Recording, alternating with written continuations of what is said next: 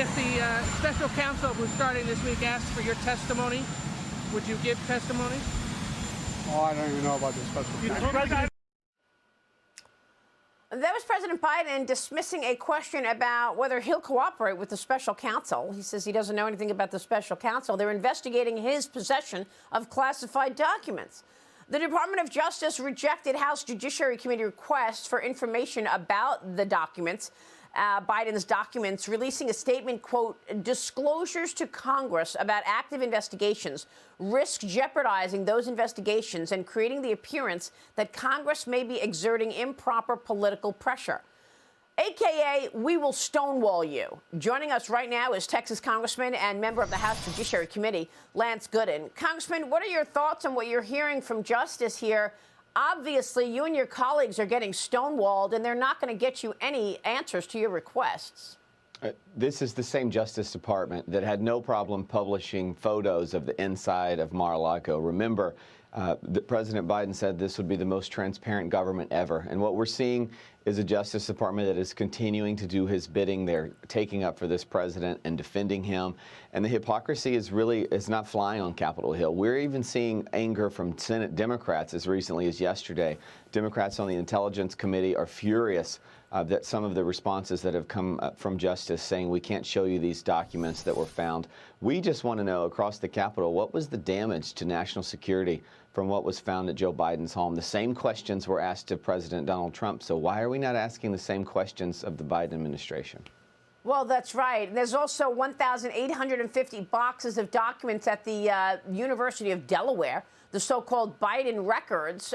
Ted Cruz wants the University of Delaware searched to see if there are classified documents in that. And all the while, Democrats are holding the water for the DOJ. They claim they're going to take a hard look at John Durham's probe into the Russia investigation, again, trying to cloud out the real story and put more confusing comments around the John Durham investigation.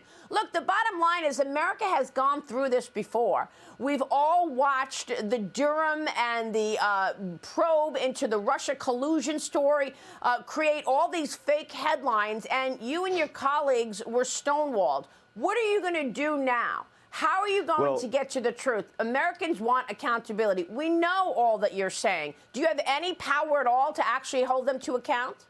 We do. You know, we're going to have hearings. We're going to have subpoenas. We're going to compel this administration to allow us to do what our role is, and that is that of oversight. You know, we talked about universities in Delaware and also Pennsylvania. I want to know how much money they've received from the Chinese. Some of these universities that are allegedly very secure in holding these documents, they're also taking hush money, secret donations from the Chinese. I believe those should be exposed and that they will be exposed. The House Judiciary Committee, as you mentioned earlier, we've got a hearing this week, but because the full House has not met to ratify the makeup of the committees, we are not able to issue subpoenas and compel witnesses to testify. That will happen in the next few days, which is why I believe this hearing that you'll see tomorrow won't be quite as exciting as a hearing starting next week. But I believe that House Judiciary Republicans, all Republicans in this House, are going to demand answers from Justice and across this administration. We want answers, and the American people want them as well. Well, I don't understand really what's wrong with your colleagues on the left. I mean, why can't they get to work and start holding the Chinese Communist Party to account? Why constantly confused with Russia and all of these other things when, in fact, what you said is quite concerning? The amount of money that the CCP has sent to America's academia, the universities across the board, the way they have gotten inside the gates of America to steal intellectual property.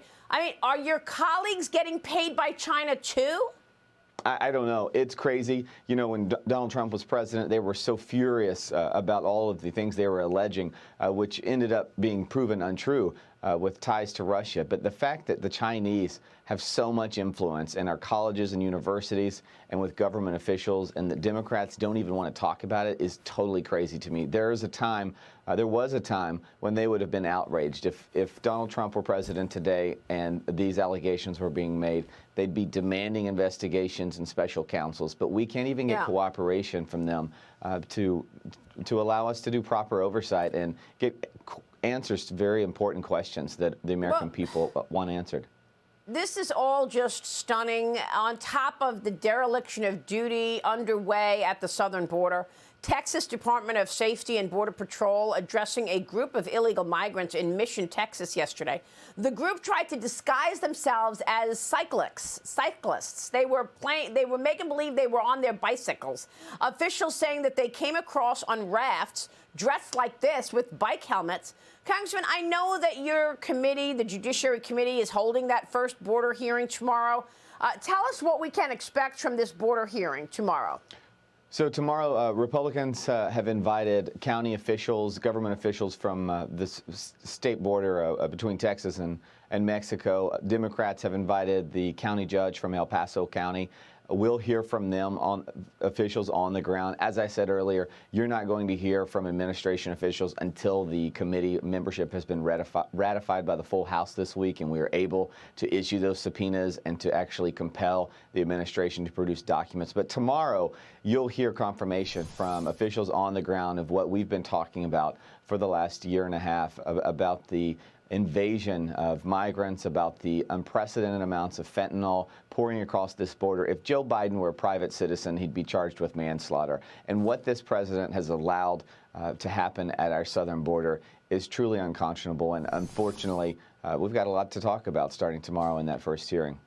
Well, look, our producer, Gina Annunziato, shot some video of migrants in New York City yesterday, and this whole migrant problem is taking place across our big cities. Look at what happened in New York City on Monday with all of these migrants outside on city streets refusing to leave. They're supposed to go to Brooklyn to another location, but they don't want to leave. I mean, this is not just a southern border problem. Our big cities are facing illegal migrants and their demands. That's right. You know, you've got more liberal friends in New York than I probably do, but my Democrats that I know in New York, they're fed up with it even. And if Democrats are getting mad in New York City, I got to believe they're starting to be frustrated in other parts of America. But the fact that his own party is frustrated with what's happening, everyone in America with a brain realizes we've got a border problem. We've got a crisis. And when our big cities are overflooded with immigrants, and even the liberals there are upset, I think President Biden is having to wake up. But the fact that he's just refused to work with Congress, refused to do anything at the border with respect to security. We're not even trying to talk about immigration policy at this point. We're talking about border security. It's very important to note that border security and immigration policy are two very separate issues. We in the United States Congress, we are happy to talk about immigration reform, but we can't do that until we secure our border, and that has to start as soon as possible, which is overdue.